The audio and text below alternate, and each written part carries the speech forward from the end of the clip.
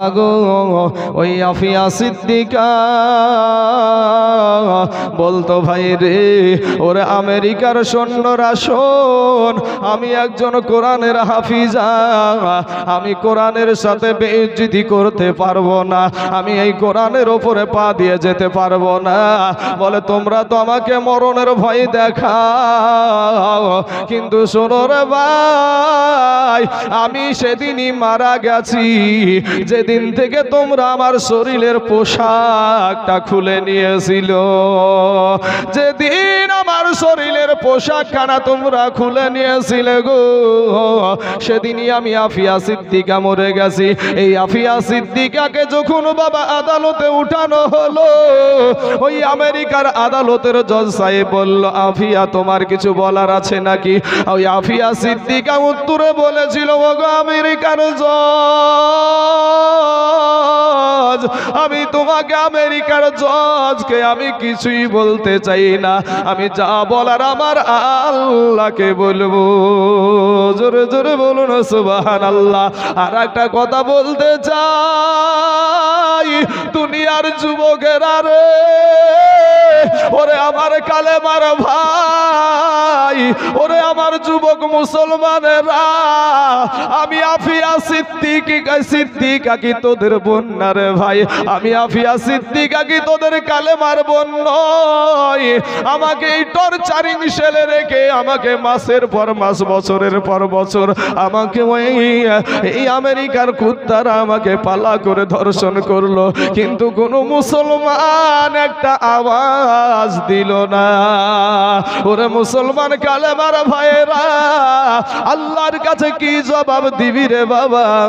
এ সোনা মানিকেরা, ওই মহিলাটা আফিয়া সিদ্দিকা, এরপরে তার শরীরে ক্যান্সার ঢুকে গেল বাবা, ওই বোনটা আমার দুনিয়া থেকে বিদায়। মা খালারা গো, ওগো আমার মা, ফিরে এসো মা, তওবা করে আল্লাহর কাছে ক্ষমা চাও।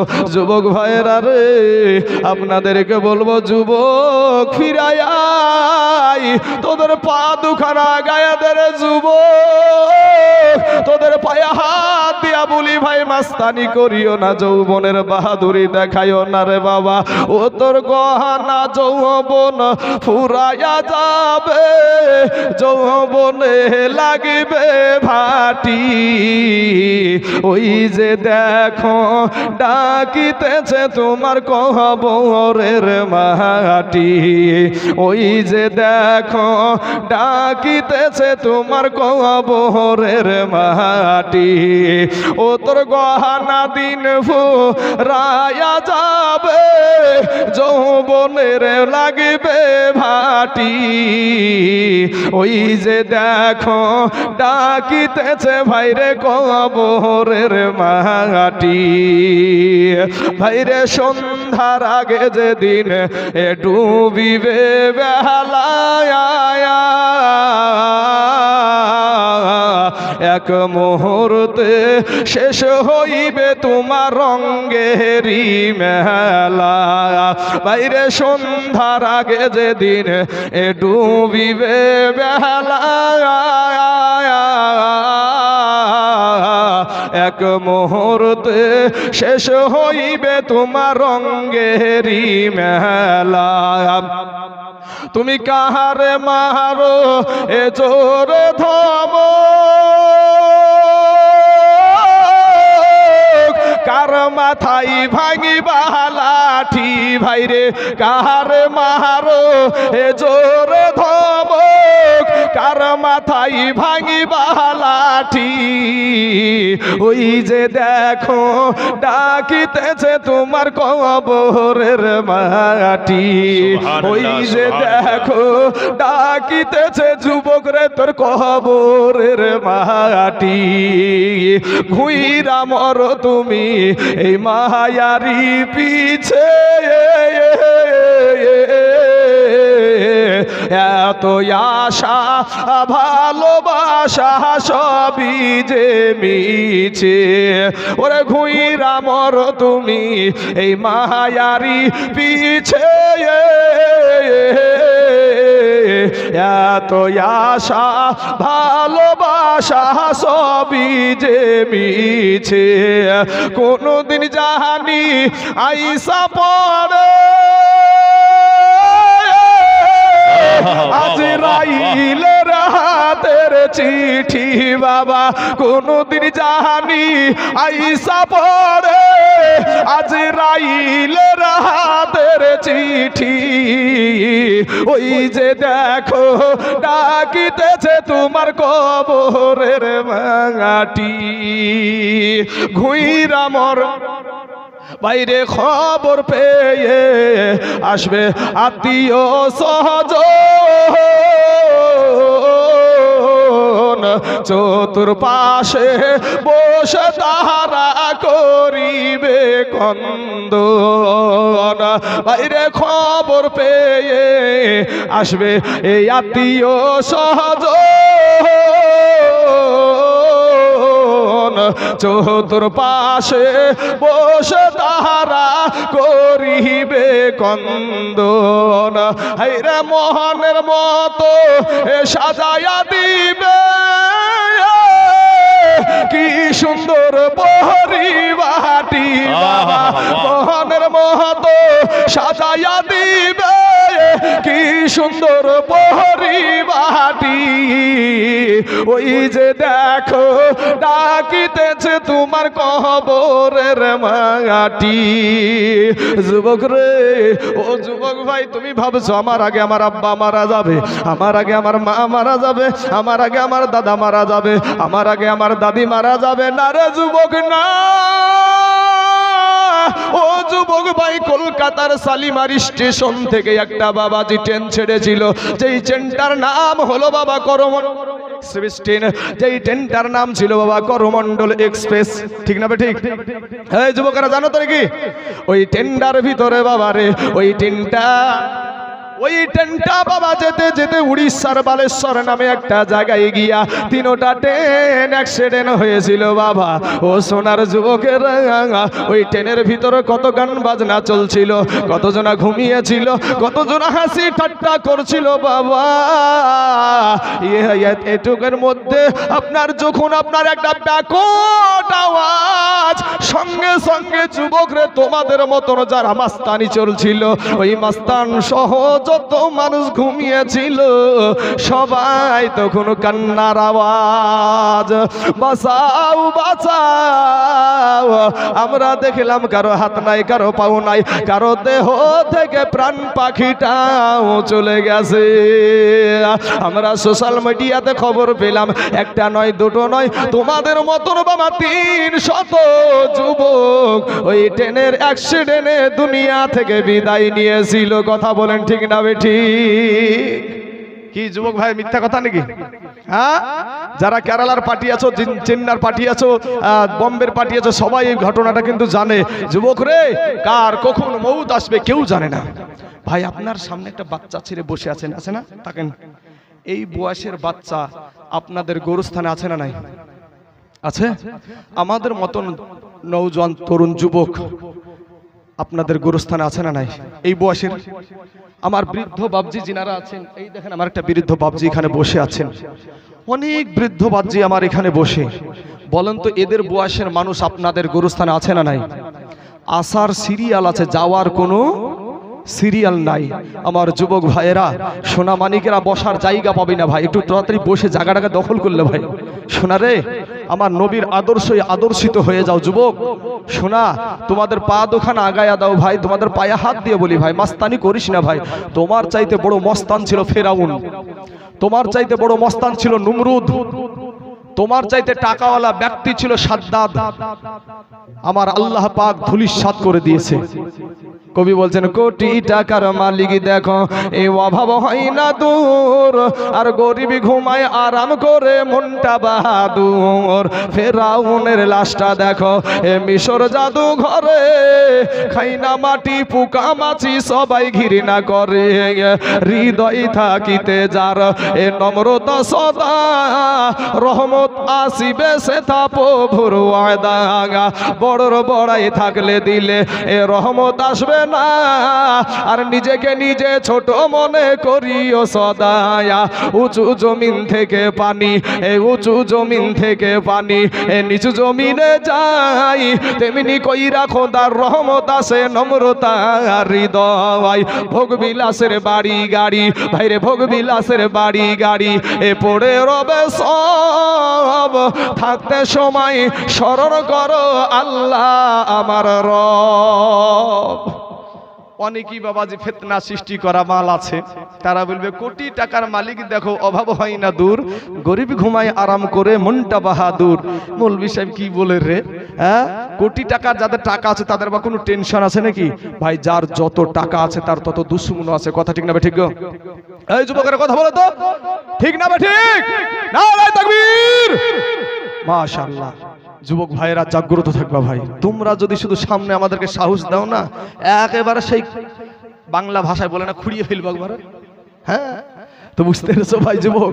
শোনা, তোমরা আমার কালেমার ভাই, তোমরা আমার যুবক ভাই, তোমরা কেউ আমার দুশ্মন না, এখানে কেউ কারো দুশ্মন নাই ভাই। শোনা, তো কোটি টাকার মালিক আপনি যান বহরমপুরে, বিবিও চাকরিজীবী স্বামীও চাকরিজীবী, দুজনেই চাকরি করে, কিন্তু দেখেন এই যে এত টাকার মালিক, ওর বোর হাতের খাবার ভাই ওর কপালে জুটে না।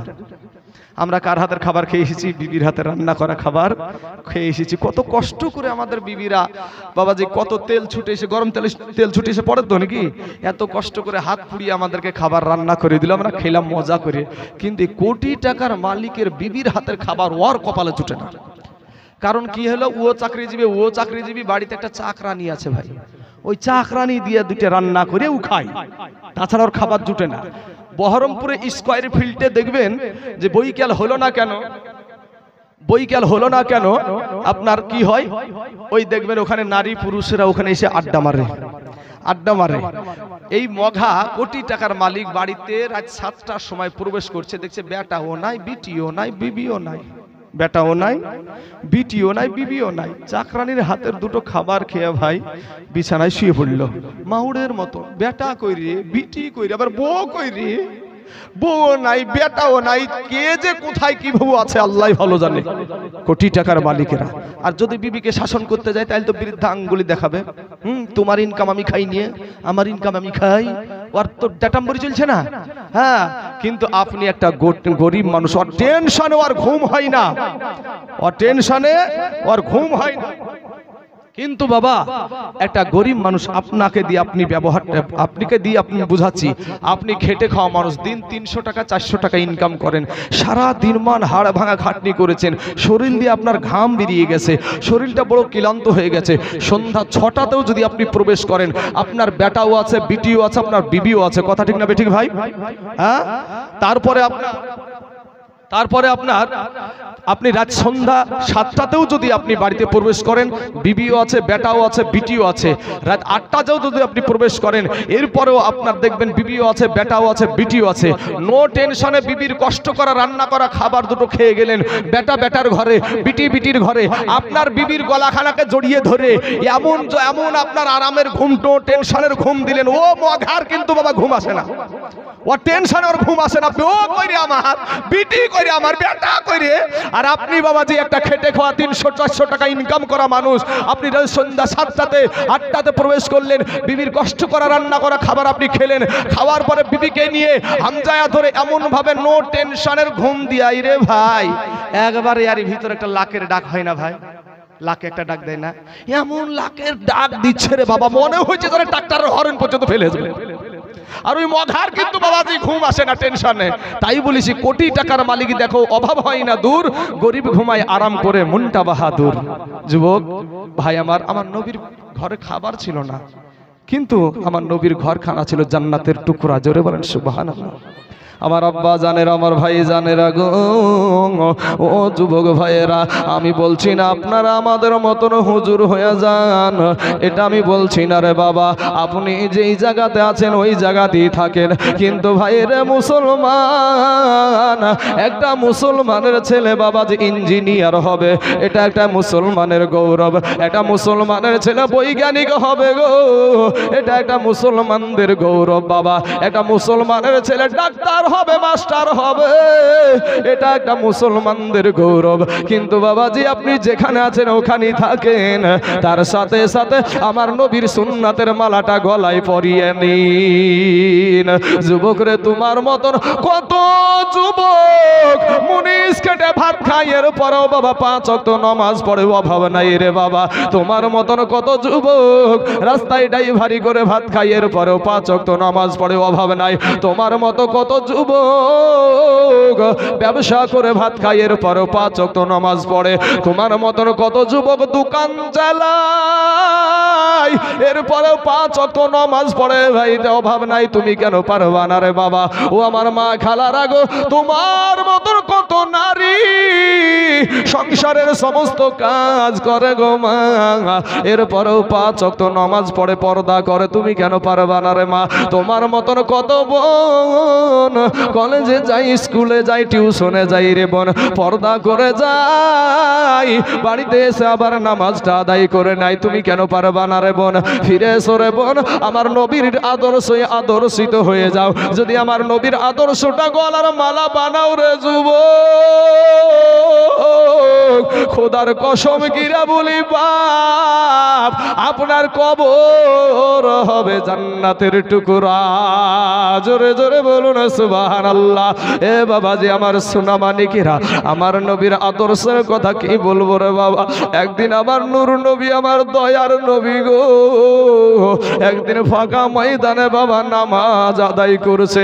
এমন সময়তে ওই কাফের বেদিন আবু জাহিল, ওই আবু জেহেল বাবা নবীকে দেখার পর একটা গাছের আড়াল থেকে, ভাই আপনার নবী, ভাই গো আপনার নবী, আমার নবী, দো জাহানের বাদশাহ নবী, ওই নবী যখন সেজদায় যাবে বাবা, এমন সময়তে ওই কাফের বেদিন আবু জাহিল একটা গাছের আড়াল থেকে বাবা একটা পাথর নিয়ে আমার নবীর দিকে ছুঁড়ে মেরেছে। নবীর দিকে যখন ছুঁড়ে মেরে দিয়েছে রে বাবা, ওই পাথরখানা সেজদা থেকে কেবা মাথা যেমন উঠাতে যাবে কি, ওই পাথরখানা এসে আমার নূর নবী, আমার মায়ার নবীর কপাল মুবারকে লেগে গেছে গো। আমার নবীজির কপালে লেগে গেছে। আমার দয়ার নবীজির মা ছিল না, বাবা ছিল না বাবা। মায়ের গর্ভে থাকতে বাবাজি আমার নবীজির বাবা হারায়া গিয়েছে। তার 6 বছর বয়সে তার আমা জননী দুনিয়া থেকে বিদায় নিয়ে চলে গেছে। কবি বলছেন বাল্যকালে এ মা বাপ যারো মহারে রে, তাহার মত দুঃখী নাই রে জগতে। বাল্যকালে এ মা বাপ যারো মহারে রে, তাহার মত দুঃখী নাই রে জগতে। আমার নবীজির আব্বা ছিল না, বাবা মা ছিল না। আমার নবী যেমন সেজদা থেকে মাথা উঠাতে যাবে ভাইজান, ওই কাফের বেদিন আবু জাহিল বাবা গো আমার নবীকে গাছের ডাল থেকে পাথরটা মেরে দিয়েছে। আমার দয়ার নবী, আমার মায়ার নবীর কপাল মুবারকটা ফেটে গেছে। নবীজির রক্ত বাবা বেয়ে বেয়ে দাড়ি ভিজে যায়। ও মুসলমান যুবক করবে। আমার দয়ার নবীর হাত দিয়ে এইভাবে চেপে ধরে ডানে তাকায় বামে তাকায়, কেউ নাই। একটা চিৎকার দিল, তোমরা কারা গো? আমি মুহাম্মদ সাল্লাল্লাহু আলাইহি ওয়াসাল্লাম তো কারো অন্যায় করিনি, কারো তো আমি আমানতের খিয়ানত করিনি, কেন তোমরা এইভাবে আমাকে মারো? একটা সময় বাবা আমার নবী নজর করে দেখে গো, ওই কাফের বেদির আবু জাহেল ও বাবাজি যে খিলখিল খিলখিল করে হাসতাছে।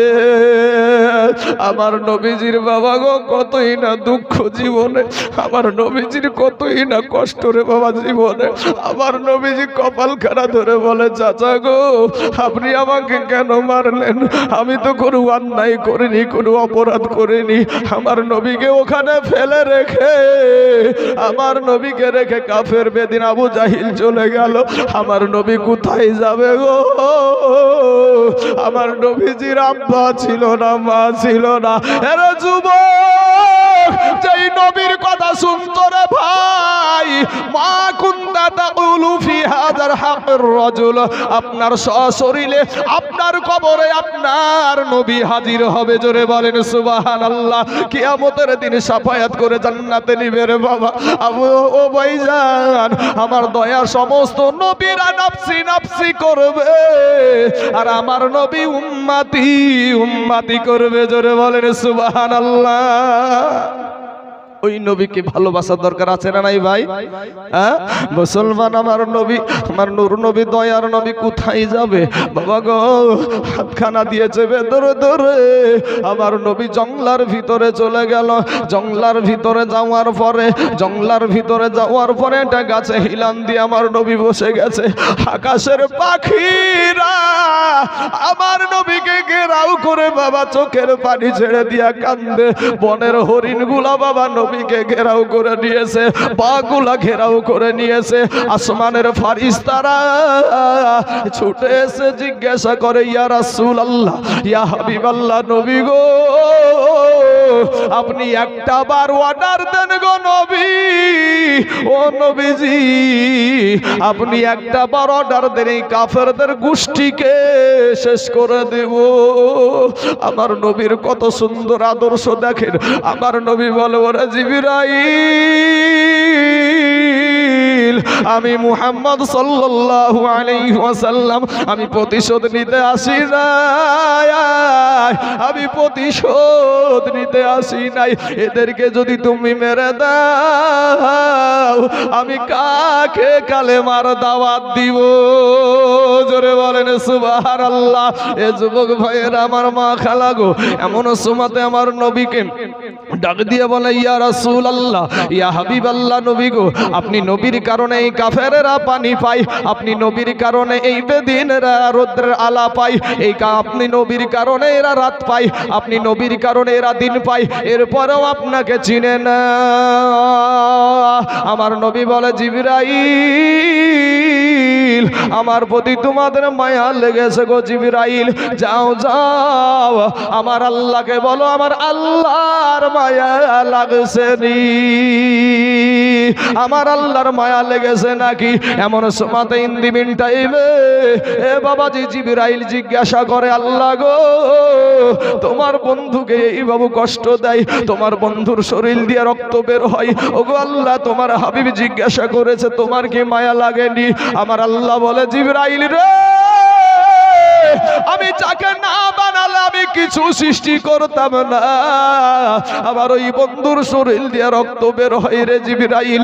জিবরাইল যা, আমার নবী যদি চাই আমি এখন কিয়ামত আরম্ভ করে দিব। জোরে বলেন সুবহানাল্লাহ। বাবাজি আমার সোনা মানিকেরা, জিবরাইল এসে বলেন, জিবরাইল এসে বলে, ইয়া রাসূলুল্লাহ, ইয়া হাবিবাল্লাহ, নবী গো আপনি যদি যাহা চাইবেন তাহাই পাইবেন গো নবী। আমার নবী বলছে, জিবরাইল আমার আল্লাহকে বলো রে জিবরাইল, আমার আল্লাহকে বলো আমি এই রক্তের বিনিময়ে আমি কোনো প্রতিশোধ চাই না, আমার গুনাহগার উম্মতের নাজাত দিবেনি। জোরে বলেন সুবহানাল্লাহ। এই রে দেখি এমন ভরে না গো নবী, দেখি এমন ভরে না যে থায় আমার শাহে মদিনা, বাজান যে থায় আমার শাহে মদিনা। ভাইরা বাবিলিরা থাকে রওয়া যায়, কবুতর তার ঠোঁট লাগিয়া গম্বুজ চুমা খায়। জোরে বলেন একবার সুবহানাল্লাহ। ভাইরা বাবিলিরা থাকে রওয়া যায়, কবুতর তার ঠোঁট লাগিয়া গম্বুজ চুমা খায়।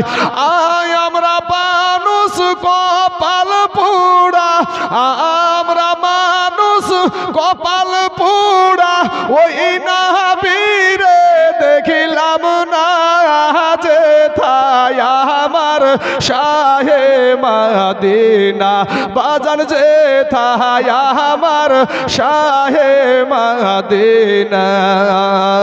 ভাইরে হিজরতের পাহাড়ে মাকড় সায়ায়,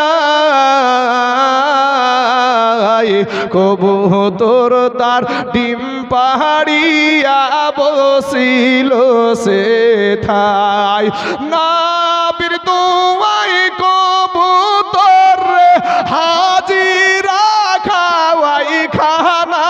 জোরে বলে সুবহানাল্লাহ। এই যে থায় আমার শাহে মদিনা।